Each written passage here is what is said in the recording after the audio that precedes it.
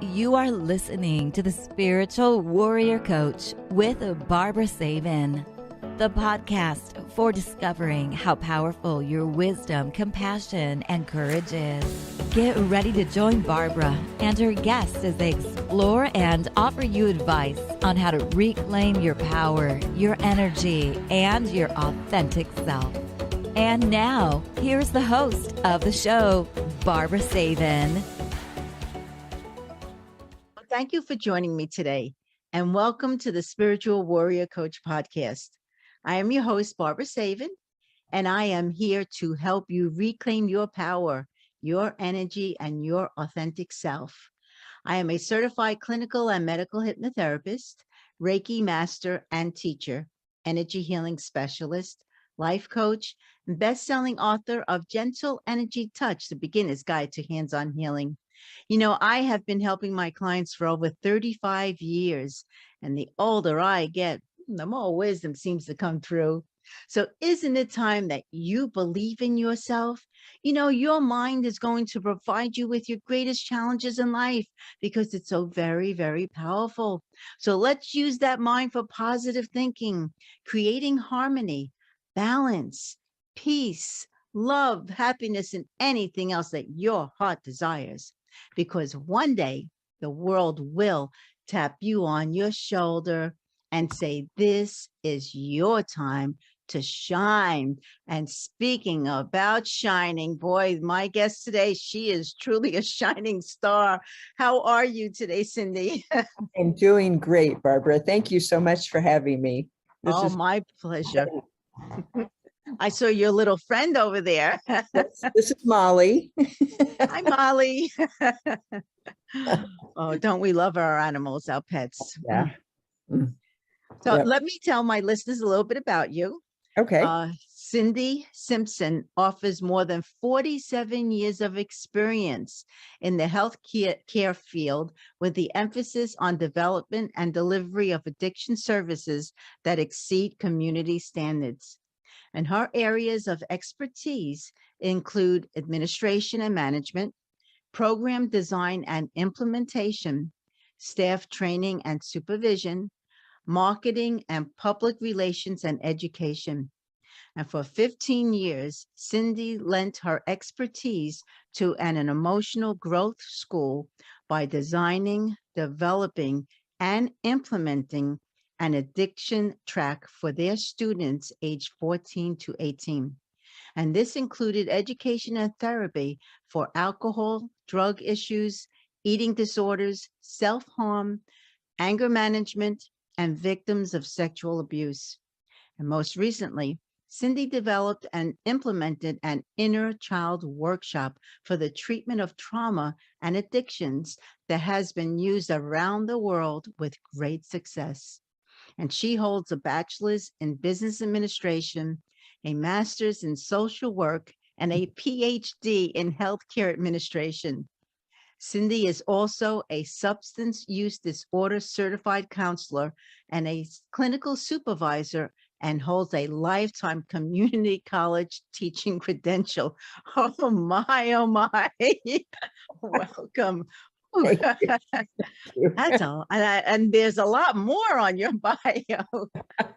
Wow. I had a mentor long ago when I first started. He said, you don't want to specialize in just one thing. You want to get information and education in a variety of things. That way you'll always have a job. Right. And I took him at his word. Yes, I could see. Wow. So how did you actually get into this type of career, and why did you choose addiction? I'm just curious. It started with that I am an addict. Oh, okay. And I was in recovery. I was unemployed at the time and collecting unemployment. And back in the day, way back in the day, in order to keep your benefits, you actually had to go out and apply for a job and have the prospective employer sign off on your unemployment card that you had been in to apply. So I walked into a hospital that I did not know was a drug and alcohol treatment center to apply for a job as an administrative assistant. And it was only after I applied for that job, or when I was there applying, that I found out that the name of the place was Beverly Manor Hospital in Orange, California, that I found out that it was a drug and alcohol program. And they hired me, much to my surprise, because I only type with 4 fingers, but they hired me. Okay. And it was purely a God shot. I'm very convinced that God had his hand in this for me. And I was the administrative assistant to the administrator, the medical director, the clinical director, and the program director. And they were amazing, amazing men. And I was 22 years old or 24 years old. I'd been clean and sober for 2 years. And I knew my own recovery, and that's all I knew. And these men really grew me up, for lack of a better word. And the clinical director and the medical director, and the program director to some degree, decided that I could do more than just type. And the 3 of them literally sent me back to school to get my master's and paid for it. And then the program director was working at a DUI school, and he was a character. And he said, you need to get some hours of real training. So I want you to, when I have to be out of town, I want you to run my DUI classes, my DUI groups, and I'll give you the hours for it. And so he took me up one Tuesday night to run the group, and then I covered for him for the next 52 weeks.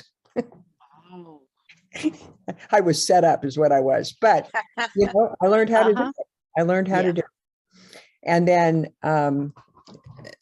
the program director and the medical director both said, we need coverage. Sometimes we can't always make our speaking engagements, but I would be the one that was helping them put together their programs. And so a couple of times I put together the programs and I showed up where they were supposed to be, and I had everything laid out, and they'd call me and they'd say, I'm not going to make it. You're going to have to deliver this for me. And so I learned how to teach.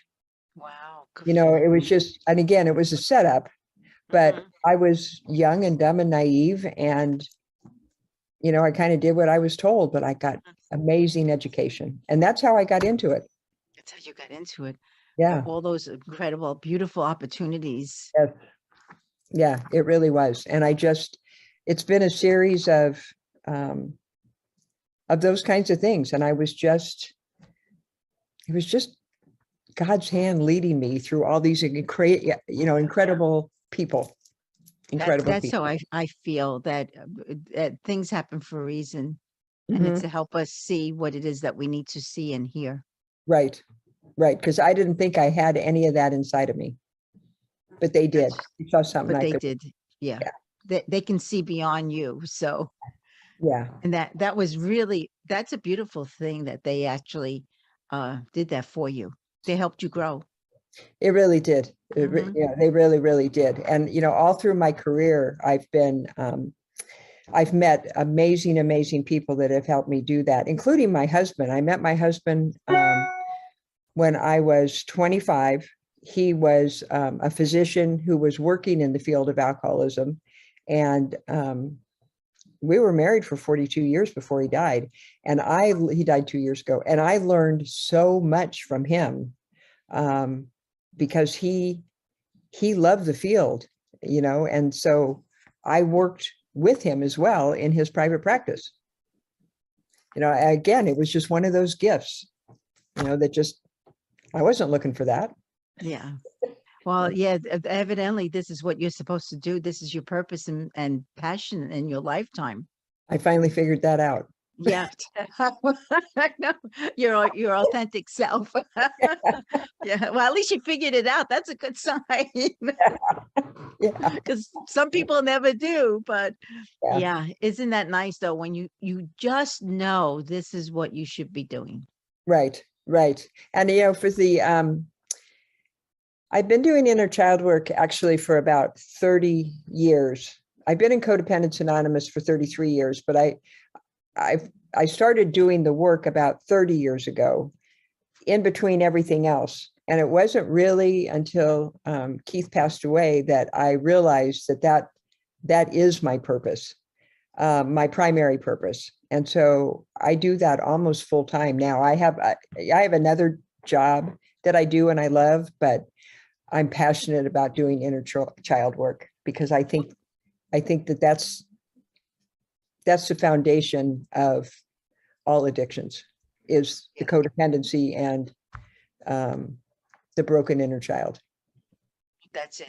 And that inner child, that younger child, you could say, Mhm. as they grow up, they think that coming from an alcoholic family or drug abuse, that's their journey. Right. But it doesn't have to be their journey. It's No. not theirs. Right. Because they didn't create any of it. Mhm, Right. mhm. Exactly. You know, And and it all stems, I believe, from codependency. Codependency is the root of all addictions. And I believe that people learn how to deal with their codependency by using drinking, shopping, sex, religion, whatever addiction it is. That's how they deal with their codependency. yeah. And so taking them, and during all that time, that poor little child gets lost. And I always, I had a client just the other day, and we were talking about that inner child, and I said, that inner child was, say 8 years old, and now you are in your 30s. So it's time to say goodbye, but send her off with love and light and healing, because Right. she needs to heal and you need to live in this moment now. Right. Right. So yeah, and to love yourself and to send love to that inner child, which most of them, they, for some reason, they're not able to. And part of it is, I believe, Barbara, and this is just, my belief from my background, is that they don't even know that inner child. They have all these feelings, all these emotions. They don't know where they're coming from. They can't tell which child it is. And so when I'm doing the work with them in the workshops, the first thing I do is tell them, we got to go pick those kids up so you know who they are, because they're scattered hither and yon. Mhm, And mhm. so with guided imagery, we go back and one at a time, we pick up 5 kids. We pick up the infant, the toddler, the school-age child, the middle school child, and the high schooler. In the high school. And in between each one, we process what they saw, what they felt, what that was like, so that when they're having these what they think are adult feelings or emotions, they know which part of them that's coming from. Are you having a 2-year-old temper tantrum? Or are you having a middle school temper tantrum or a high school temper tantrum? Because you're going to love each one of them differently. Yes. And you're going to help each one of them heal differently. And it's just so miraculous and fascinating to watch them as they're not only picking up each child, but as they're, and they see around them how that child became hurt. Without any blame. I tell them this is not about blaming anybody, because hurt people. And so we can't, we're not blaming anybody. We're just looking at what was. Okay. Your mom and dad were hurt at some point. Your grandparents were hurt. Everybody got hurt at some point. So this is just looking at what was. They couldn't have done any different because they didn't know any different. Exactly. But you get to do different. You get to hold that little girl or little boy. You get to tell them they're enough. You get to tell them they're great, wonderful, and terrific. You get to tell them that they were told lies without calling anybody a liar. All of that. To watch their faces, it's like, wow. Wow. They feel freedom, probably, from that all of a sudden they're set free from that, ball and chain of yesterday. Yes, absolutely. Absolutely. And so when they leave, at the end, then they're all melded into one child. Because I have this belief, again, it's just mine, that we're all made up of 3 parts. We have a parent, an adult, and a child. And the parent is that part of us that I tell them keeps us out of jail. Okay. It's that part of us that tells us to follow the rules and pay our bills and don't speed and, go to work, and that part of us. The adult is the part of us that makes sure we do our activities of daily living. We get up, we take our showers, we brush our teeth, we eat, we clean up, whatever the activities of daily living. The child is the only part of us that has all of our feelings, all of our memories, all of our hopes, and all of our dreams. So he or she's the part that's been gone from your life, and you filled up with alcohol, drugs, food, sex, shopping, religion, whatever it was you filled it up with. Okay. Mm-hmm. You don't need to do that anymore because he or she's back now. Mm-hmm. And you have your feelings, and you have your memories, and you have your hopes, and you have your dreams. Okay. And so we talk about what the dreams were, what the hopes were, what the feelings are, and they get to see that. It's watching them. It's like, I remember when I wanted to be a nurse, or I remember when I wanted to work on the railroad, but instead I had to do this because somebody else told me I needed, all of that comes back. Mm-hmm. And so by the end, all three of them are back together again, the adult, the parent, and the child, but they're all the same size like they should be. Mm-hmm. Wow. So does that help them with recovery? Yes. From finally getting off whatever it is that they're on? Yeah, because they don't have any need to, they're all working a program of some sort, mm-hmm. but now they understand when they're feeling angry that they don't have to go out and use, they can sit down and have a family meeting, so to speak, mm-hmm. and figure out, okay, where's this anger coming from? Oh, well, I didn't get my needs met. Okay, so what can I do as a family, as a parent, adult, and a child? What can I do to fill my need? What am I angry about? Well, it's not something I have to be angry about. I just am. I don't have to fix it. I can just feel it. I can write a letter to whatever it is, and as a group, we can burn it and give it to the universe. We don't really have to do anything about it. Or I'm sad. It's okay to be sad. I can cry. It's okay. I don't have to fix anything. See, most of the time, addicts want to fix something.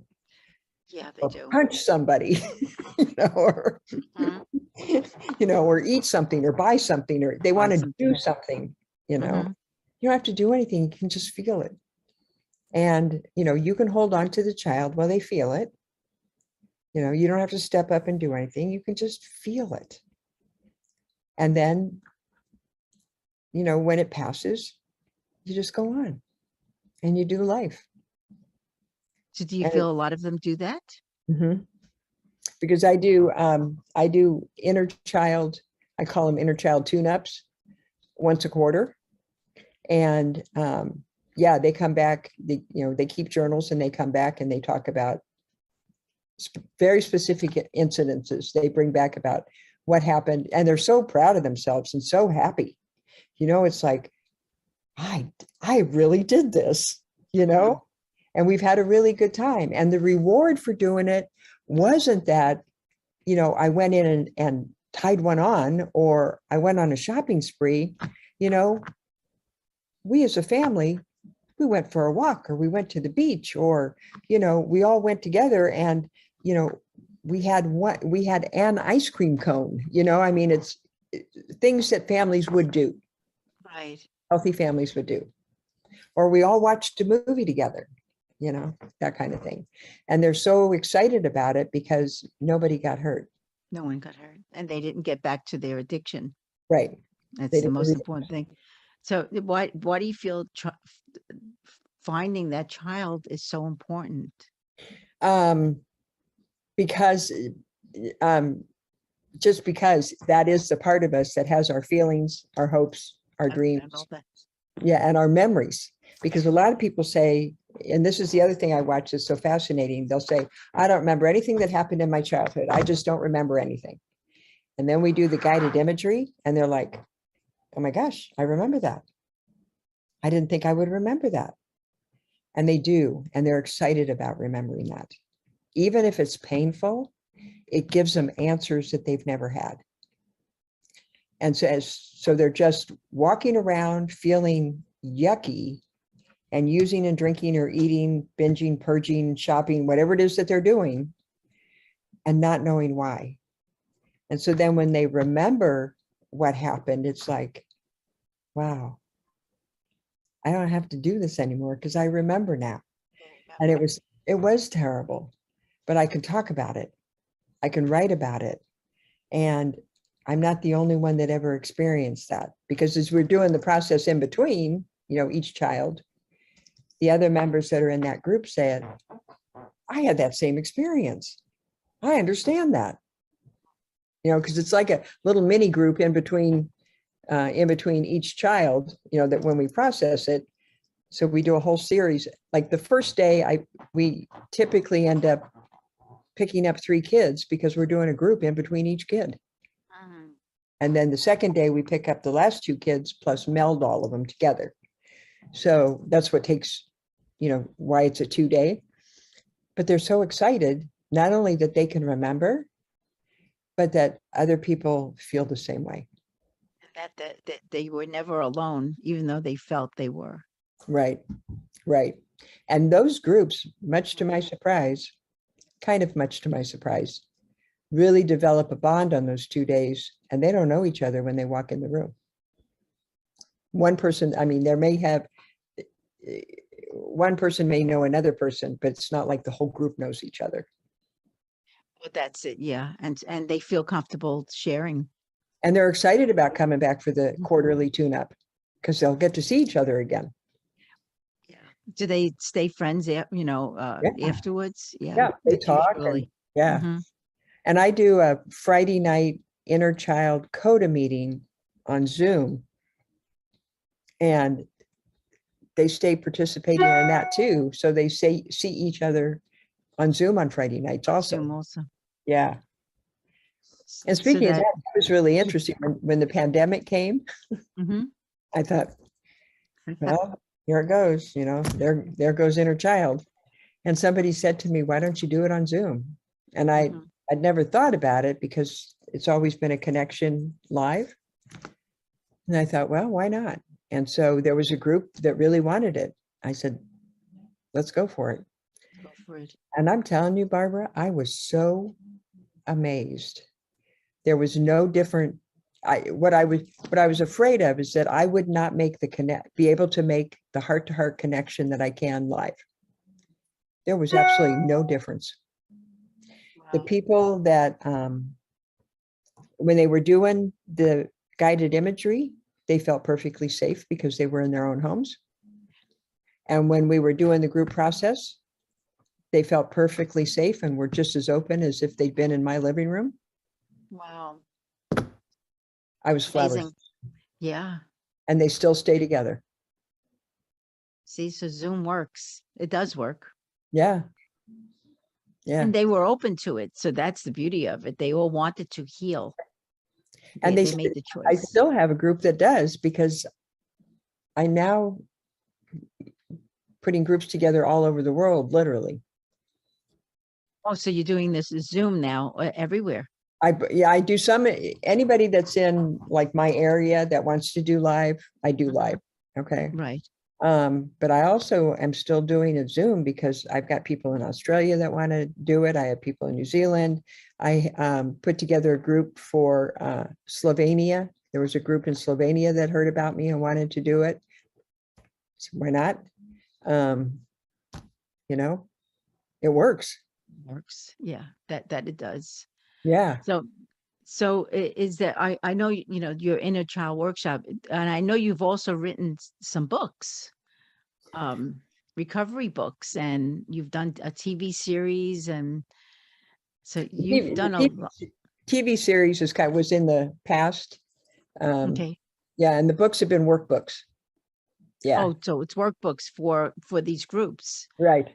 Okay. Right. Yeah. For the groups. Yeah. They've been like 12-step type workbooks. So if somebody wanted to work on 12-step stuff, specific for inner child and the 12 steps, I have a couple of those. And I've So written you, treatment programs. oh, you have, okay, for other places or just, okay. Yeah, I So, sure have. so you're everywhere, you could say, which is a beautiful thing. So everybody is benefiting, from your knowledge. I've been really gifted, really blessed. Really. Now, it's a beautiful thing to say that and to know it. So, and these people that you worked for, many years ago, they were all part of the plan. Yeah, they really were. They All really part of were. the plan. And it's been, it was really fun. I went to a workshop a couple of weeks ago with the credentialing agency that I'm a member of. And it's the first one that I've been to because it was local of that credential. And I saw so many people that I knew. And one of the people that I saw down there was a man who owned a DUI company, who happened to know, he was old enough, he was older than me, and he was old enough to know all of the people that I worked with when I first came into this field, which was in the DUI arena. And it just, I mean, even now I still get goosebumps. It just Wow. warms my heart to talk to somebody that remembers all of those. Remembers.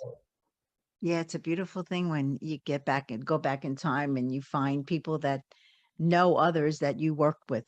Uh-huh. Yeah. Yeah. Yeah. So are they still doing the work also? Or okay.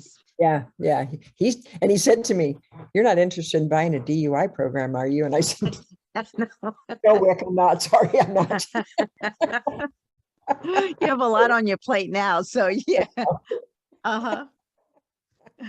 So let me how is it different from, like the addiction, oh, what is that? Oh my God, I can't think of the name. The 12 step?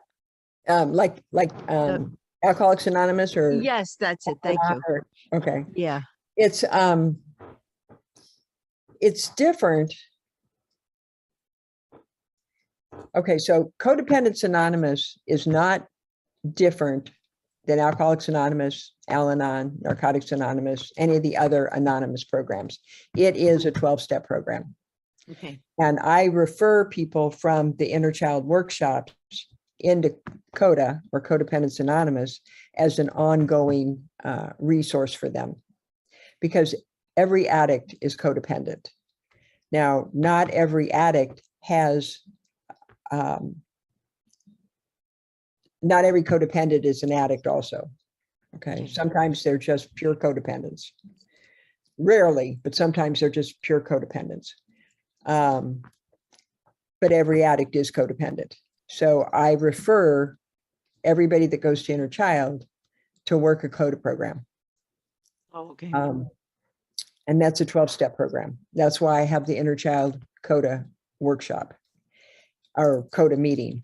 It's a typical CODA meeting in that we read the big book of Codependence Anonymous. Grab it real quick.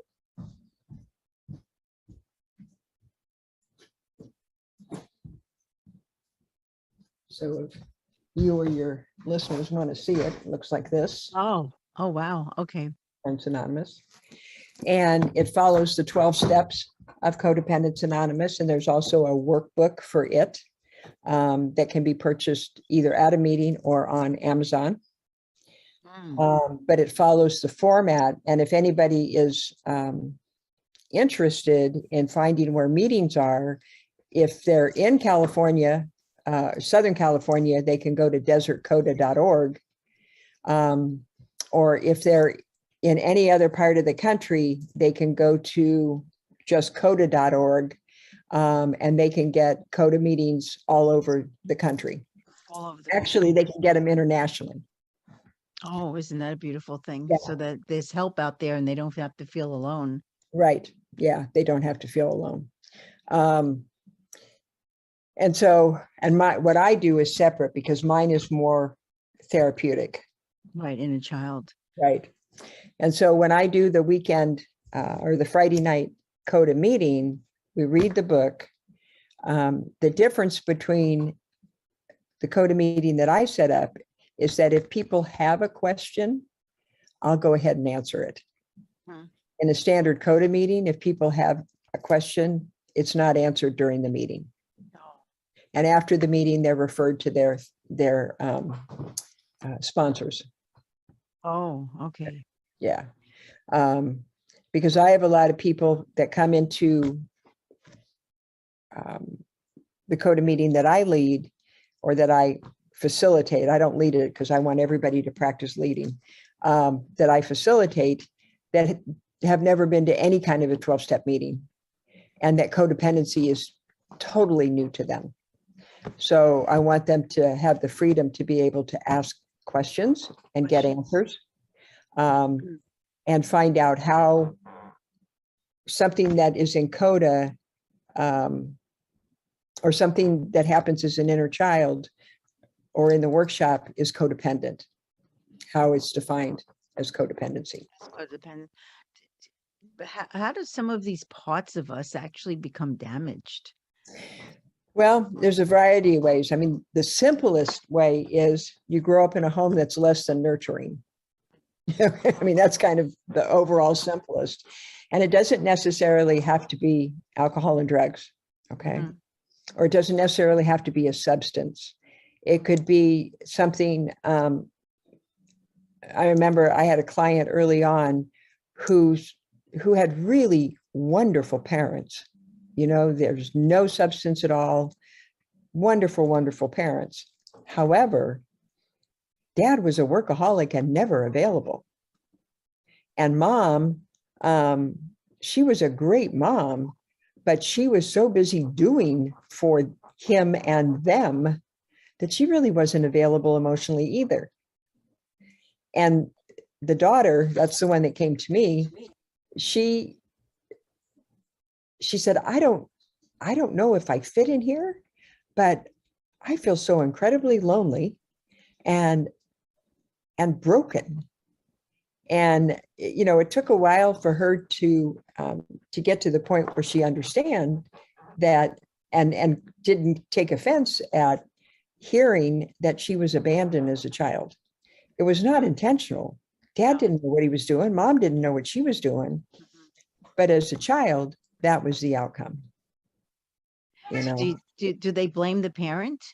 no, because we went through all that. I said, this is not about blaming. So, and we talked about it. I said, let's look at grandma and grandpa. Okay. They were the same way. So they learned how to do what they did from grandma, you know, both sets of grandma and grandpa. I mean, that's just kind of in that day and age, that's what they did. Dad took care of the family. Dad was the breadwinner, you know, mom stayed home and took care of the house and made sure everything was good for husband and kids. And you look back as far as you can look back, and that was the teaching in America. And they were like, oh yeah, that's what it was. Yeah. And I said, things changed, but the people didn't change. Right. Okay. There was more emphasis put on families the closer it got to you guys, the kids, but the families didn't change. Right. So they were able to see that and understand that and not blame mom and dad. Not blame them. Because they were really, or she was really having trouble with it because her parents were really good, nice people. You know, and it was obvious they didn't do anything intentional, but it was still a home that was less than nurturing based on standards of the late 80s and 90s, early 90s. You know, that things started shifting toward family was more important than job. And neither mom nor dad could get out of that at that point. Mm-hmm. So that's, you know, one scenario is that there doesn't have to be any kind of a substance. Anything. Okay. Yeah. Or the family of a child was born and one of the mother or father died early. Okay. The remaining parent did the best they could, but the child still felt unwanted because either the mother died or the father died, whichever it was, the child felt unwanted. Because you probably know, I'm sure you know, kids are incredibly self-centered and the world revolves around them. Okay. So up until a certain age, the fact that mom and dad weren't there, it had to have been their fault. Yes. So it takes a long time for a child to recognize, and there's a lot of work that goes into it, that, it's not your fault that dad wasn't there. Okay. It really wasn't your fault. But he died. And he didn't die because of you. Doesn't take away the fact that you felt alone or abandoned. But you can't blame dad, or you can't blame mom, or you can't blame the person who died. Can't blame. Yeah. Or if you were put up for adoption, and the people that you got you, you may have gotten really wonderful people. And there may have been a really good reason for why you were put up for adoption. You can't blame the people that put you up for adoption either, because you don't know. So there's a lot of reasons for why a child perceives themselves as growing up in homes that are less than nurturing, because they were atypical or, whatever. Right. And then you have the other extreme where they're abused and Where they are. Yeah. Yeah. Where it's really obvious. Where it's obvious. Yeah. Do you feel those in that case, the ones that say have come from alcoholic families or drug abuse or sexual abuse, do you feel that they can heal? Oh, definitely. Definitely. I've seen it. Once they can understand that the parents aren't at fault, but bigger than that, they're not at fault. Because what they hear a lot of times, either externally or internally, is I'm not good enough. And once they understand this has nothing to do with your worth, you are good enough. You are. You are good enough. And we do a lot of work on you are enough. You absolutely are enough. The fact that your father or your mother or your big sister or big brother violated you says nothing about you and everything about them.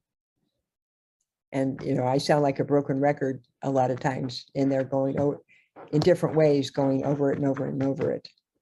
So they understand. Really isn't about you. It's really all about them. It's about them.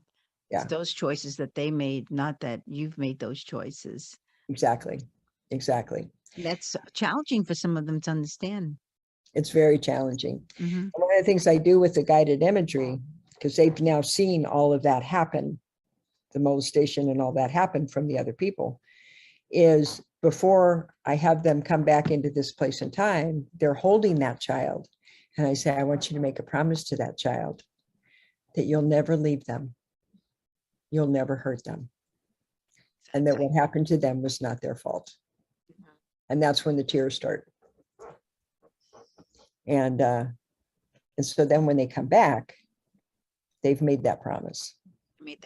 And then they also, I'm sure, make the promise that if they have children, not to do it to their children. Right. Absolutely.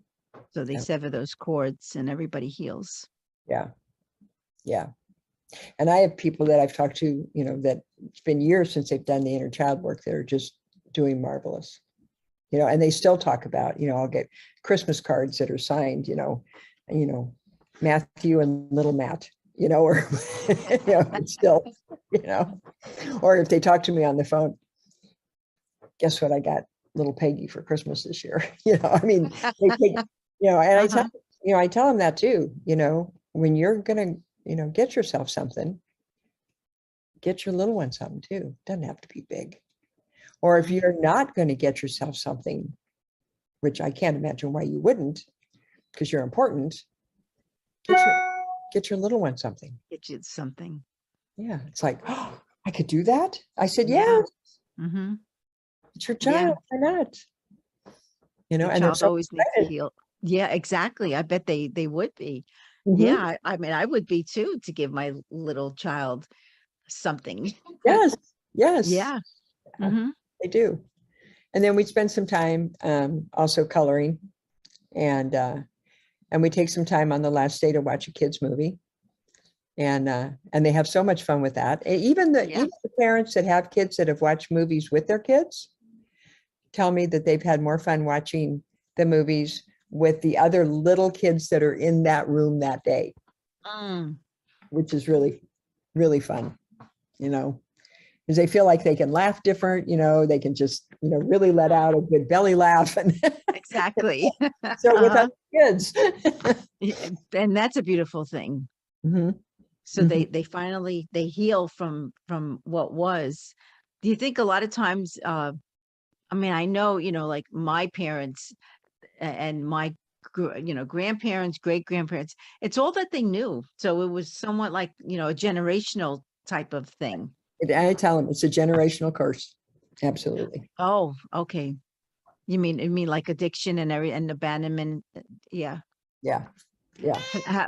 How do they, so if it's a generational curse, the thing is for them to acknowledge the fact that it is, and then to be able to stop it. Right. And they understand that. I say, look, this is a generational curse. The good news is it stops here. You get to stop it. So it stops here. And they said, we can do that. I said, yeah, you stop doing whatever the behavior is, you stop doing that behavior and the curse stops here. And they're like, wow. Oh yeah. It puts them back in their power. Yeah, exactly. That's all they've ever really wanted anyway. Yeah. To have their own power back. Their own power back. Yeah. And one of the things I love about being able to do the live ones is that I then provide the lunches both days, and I do kid lunches and little, in the brown bags with little kid tags on it, and, the animal cookies and, everything that you would do for a kid. And they're like, oh, I remember getting this kind of lunch. That's the only you just brought back memories for me. That's the only part I don't like doing it on Zoom is I can't give them lunch. Well, that's the thing. Yeah. Boy, I would love to have a brown bag with the animal cookies and all those things in it, and the Twinkies and whatever my mother used to put in there. And the little prepackaged peaches. Yes. And peanut butter and jelly sandwiches. The crackers. Yeah. Oh, yeah. To this day, I still eat peanut butter and jelly sandwiches. Yeah, that's the first thing they take out. It's like, oh, I love this. I still eat this when nobody's home. Yeah. It's amazing how we think of what was. It's funny because I was born and raised in Coney Island, and we were not poor, but not, it was in between there. And once a month, my mother would buy a box of Twinkies and we'd have to, cut it and share it. So it's amazing how then when I saw Twinkies again, it was like, it brought back all those childhood days. Yes. And it's a beautiful thing when you can remember things that you did as a child. It is beautiful. And it's so fun to watch them because so when I take breaks, they go and they sit in their chairs and they have their, whatever it is they're drinking, their water or whatever. They sit in their chairs like adults. I don't tell them how to sit. They just do it, right? When they get their lunches, they automatically move the chairs out of the way and sit on the floor cross-legged in a circle. And I don't tell them how to do it. It's like, it's working. Yes, it does. It would. I would do the same, actually, if somebody gave me that. Yeah, me too. Yeah, because that's what we used to do. Yeah, I love it. I just love it. And they all want to save their bags to take them home. I said, absolutely. I can't use them. They have your name on them. Yeah, exactly. Yeah, it's a beautiful thing. We were raised at a different time, though. This day and age is a little more, I'd say, a lot more challenging because of social media and TikTok and whatever else is out there, which is absurd sometimes. It's very absurd. And they have experienced a lot more trauma than we did. Mm-hmm. Yeah, I noticed that, and I see that. I mean, I have 8 grandchildren, and I look at some of them and I say, wow, we can put the phones down. Yeah. How about just communication? I'd like to know what happened during your day, or Yeah. let me know about your friends, or what did you watch on TV or something. But Yes. everyone is so stuck with that phone. Yeah. It's hard. Yeah. It's really hard. It's really hard. And I feel that makes a lot of them feel alone and Very, not good enough. and not good enough. Exactly. Mhm. Not good enough. Yeah. Yeah. Well, how can we get out of this? I mean, I don't know. I mean, all this communication, Twitter and all this stuff. I mean, how do you actually?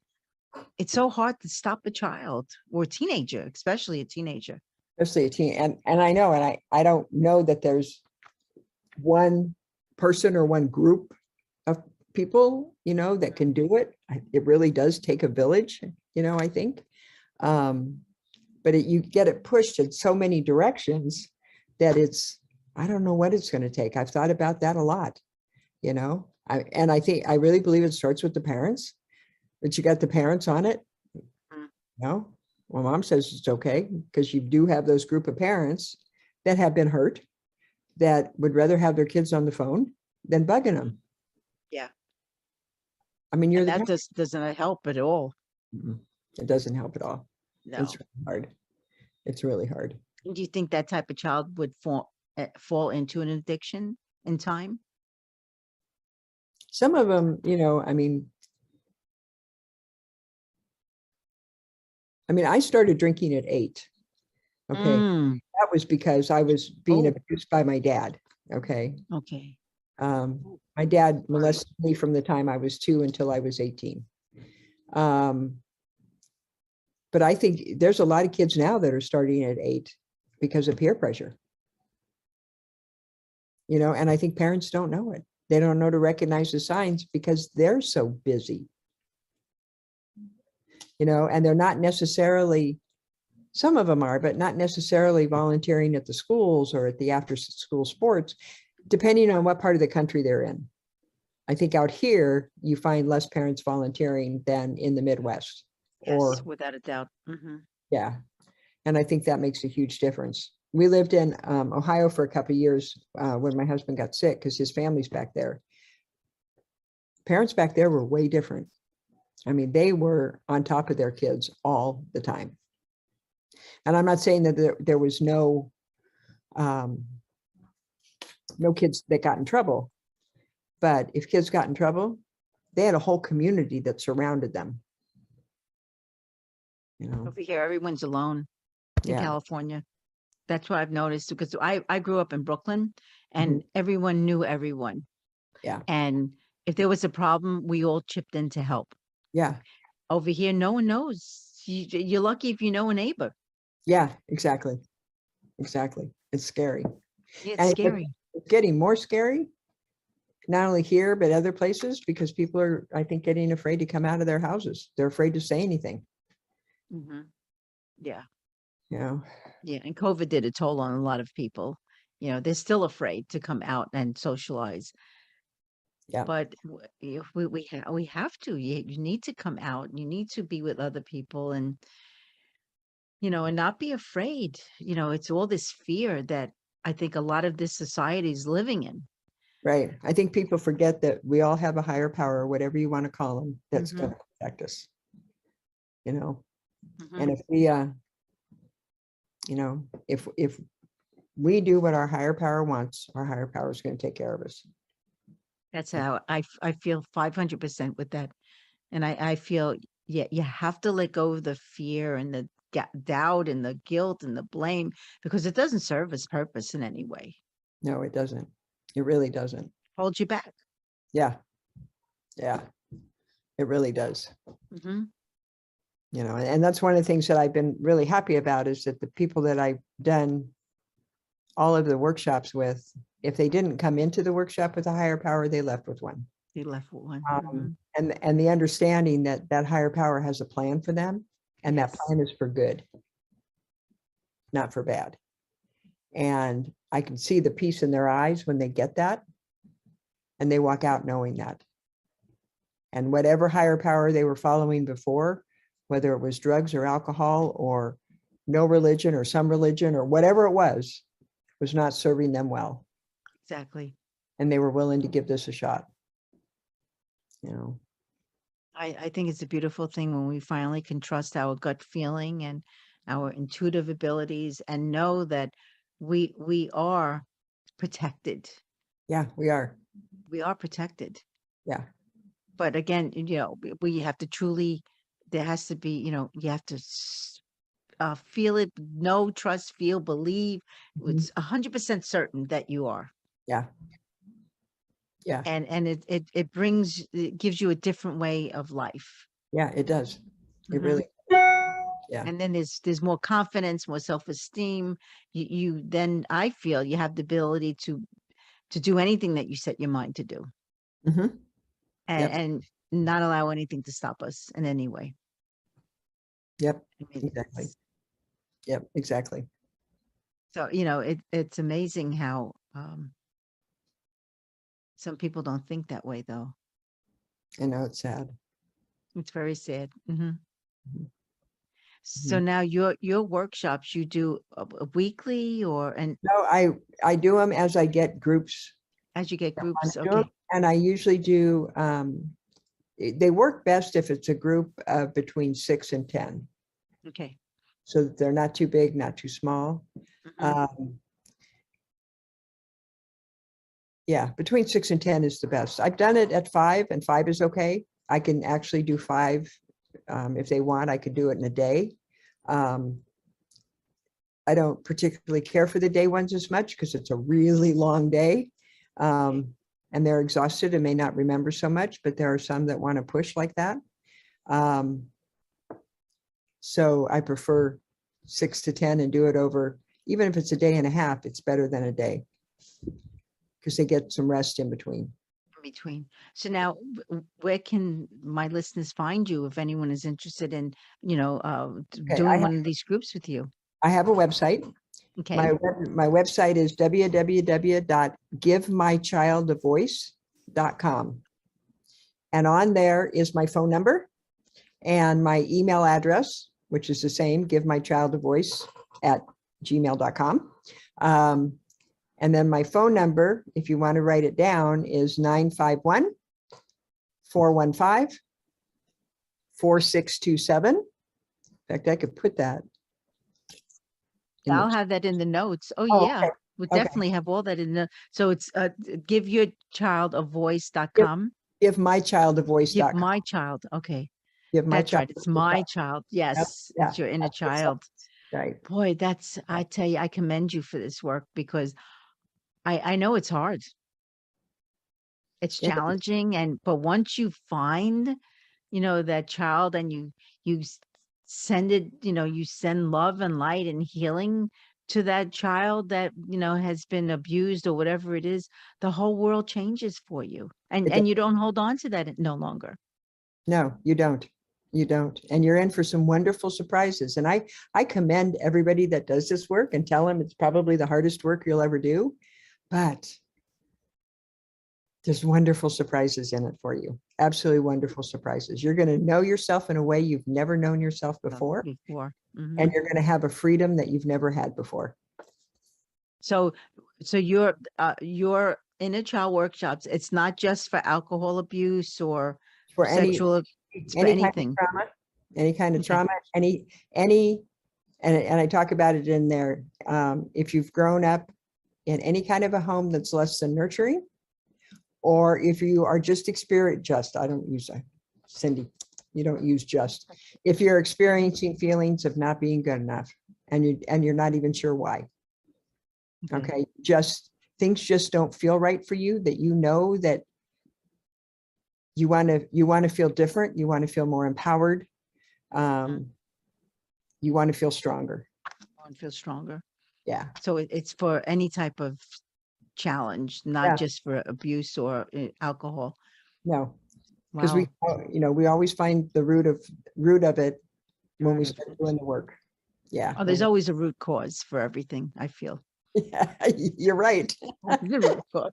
Yeah. I know I found a lot of my root causes and I got rid of them finally, but yeah, there is it's always a root cause. There's always a Yeah. reason. Yeah. Mhm. There always is. Yeah. There So always is. it's givemychildavoice.com. Right. Give Okay, me a voice. givemychildavoice.com. Cindy, I thank you so much for taking this time out of your very busy schedule to be on this podcast. Barbara, thank you so much. I really, really, and thank you, Molly. Molly and I really enjoyed this. Yes, I know. We Hi, kept Molly. Thank you so It's much. a I beautiful really enjoyed it. Oh, you're welcome. And I want to thank my listening for listening today. And again, a very big thank you to Cindy. And I hope you heard what you needed to hear. So visit me at motivateyourlife.net and please subscribe to this YouTube channel, the Spiritual Warrior Coach Podcast. We're on Spotify, Apple, Google, Amazon. We're international, and of course on YouTube. And maybe if you want to check out my book, Gentle Energy Touch, The Beginner's Guide to Hands-On Healing, it'll show you how to do some healing on yourself. And it's available on Amazon. So again, thank you very much for listening and have a beautiful week filled with love and with light. Love, Barbara.